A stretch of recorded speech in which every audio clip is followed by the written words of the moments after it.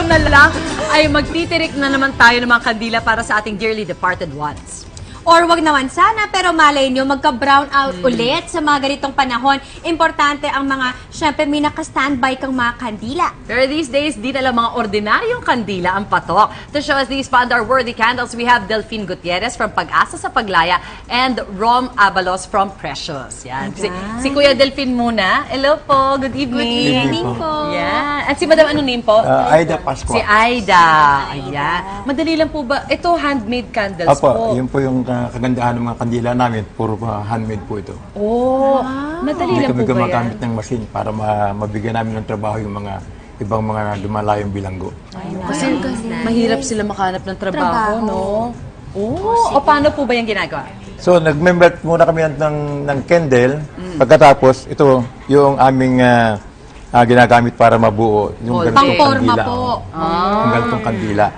So, pagka ito binuksan ninyo, pag na-pour na yung melted candle, ito magiging resulta niyan.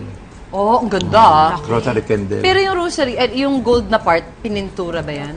Pinipintura na lang yan. Pagkatapos nung mabuksan yan, pipinturahan na lang ito. Ang ganda. So kung anong kulay yung Para gusto. kung anong design din po yung gusto nyo. Ito po, meron kayong mga lechon. Ito makikita ninyo, pipinturahan na lang namin ng iba't ibang kulay.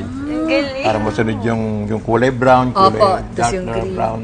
Ano pa pong ibang pagkain pampiesta ang ginagawa niyo? Ganun po kami mga prutas. Mga prutas ang ginagawa Ayun! namin. Tas Ayun, healthy. tama yun. Ayun. Very good. Strawberry, meron kaming maraming mga prutas kami ginagawa. Depende sa mga gusto ng customer.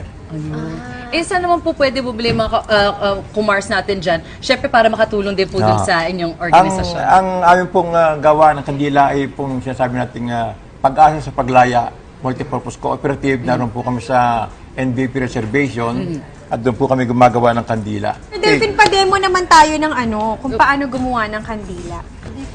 Ay, hindi pa? Hindi pa. O sige, balikan na lang natin Sige, kung sige, mamaya. pwede, Dito muna pwede. tayo kay Sir. Yan. Hi! Welcome to Mars! Ay, andiyan ka pala! Si Ron! Kala ka pa dyan? Kadarating lang. Oo, mukha ka ng bayani.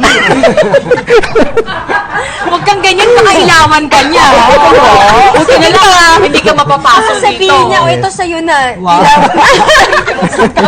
O, ito naman, ano po ba ang meron tayo dito? Kaya, ito naman yung, kung tawagin namin, is LED flameless candle. So, if you're looking for a candle na wala siyang smoke, wala siyang flame, and worry-free, ito ang perfect para sa inyo. Parang totoo siya kasi Yes, actually. nag-ano din siya, nag-flicker siya. Yes. Wow, that's so weird. Patayin natin ang ilaw para makita natin. May wax pa rin po, no? Actually, May totoong apoy wax. siya. Aray! Wala pa rin siya sa wax. Yes, Kainis, totoong wax siya. naniwala. Oo nga, totoong wax nga. Yes, real wax. At the same time, scented siya with vanilla. Vanilla scented siya. Galing. And it uses the RFFE technology, which means the realistic flameless flickering candle effect.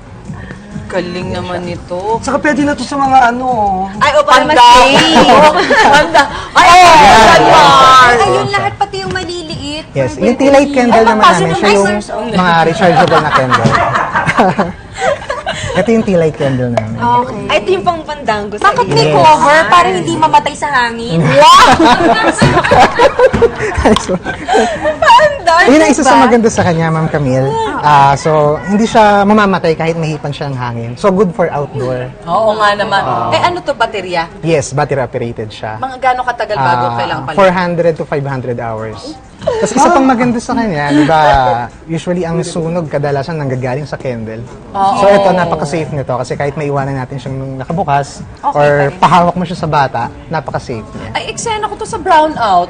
Di ba kasi yun naman yung worry mo din pag nagba-brownout, tapos yung kunwari, mag-iwan ka sa banyo ng isa na ganyan, tapos yung syempre hindi mo nababantayan din Yes. lahat eh. Okay, O, magkano to yung mga to? presyo niya is from 500 pesos to 2,500 pesos. Ano yung 2,500? 2,500 yung tea light pinakamaliit. candle namin. Ito siya, set of 12. Meron din kaming set of 6. And small, medium, large, meron kaming slim, and yung slim na short. Mas mahal to. Ito ba yung may charger? Yes. It comes with a charger charger, pala duck siya. charger. Ito. Pagalaw talaga Oh, siya. very nice. Thank you so much, Ron. Yes. Ayan naman. Galing. Naman.